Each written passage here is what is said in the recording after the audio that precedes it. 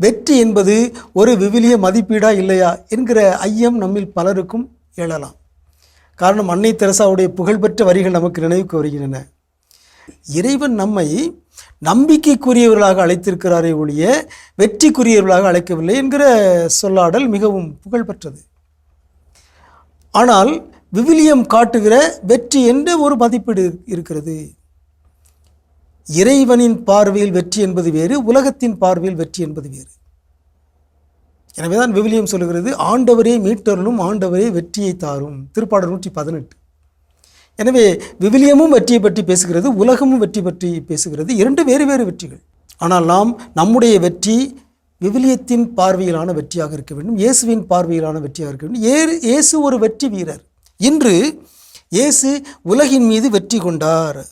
யோவான் நற்செய்தி 16:33 கடைசி பகுதி சொல்கிறது, நீங்கள் துணிவுடன் இருங்கள், நான் உலகின் மீது வெற்றி கொண்டு விட்டேன். ஆகவே இயேசு ஒரு வெற்றி வீரர். அவர் பலவிதமான வெற்றிகளை பெற்றிருக்கிறார். அவற்றில் ஒன்று உலகின் மீது வெற்றி. உலகம் என்பது யோவானுடைய நற்செய்தி நூலில் 3 விதங்களில் புரிந்து கொள்ளப்படுகிறது. ஒன்று த மெட்டீரியல் வேர்ல்டு, படைக்கப்பட்ட இந்த உலகம். இன்னொன்று இந்த உலகில் உள்ள மனிதர்கள்.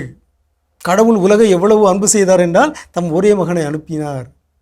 மூன்றாவதாக உலகம் தீயது. எனவே யோவான் நற்செய்தியிலே உலகம் என்பது 3 விதங்களில் புரிந்து கொள்ளப்படுகிறது. நான் உலகின் மீது வெற்றி கொண்டு விட்டேன் என்றால் உலகில் உள்ள தீமையின் மீது நான் வெற்றி கொண்டு விட்டேன்.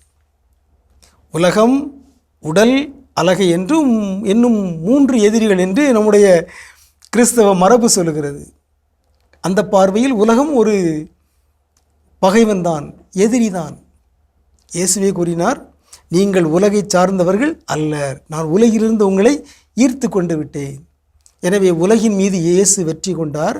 நாமும் அந்த வெற்றியில் பங்கு கொள்ள அவர் அழைக்கின்றார். இயேசுவை போல நாமும் உலகின் மீது வெற்றி கொள்வோமாக. இந்த உலகம் காட்டுகிற மதிப்பீடுகளை நாம் வெற்றி கொண்டு இயேசுவோடு நாம் வாழ்வோமாக. இயேசு வாழ்ந்த வெற்றி வாழ்வில் நாம் பங்கு பெறுவோமாக.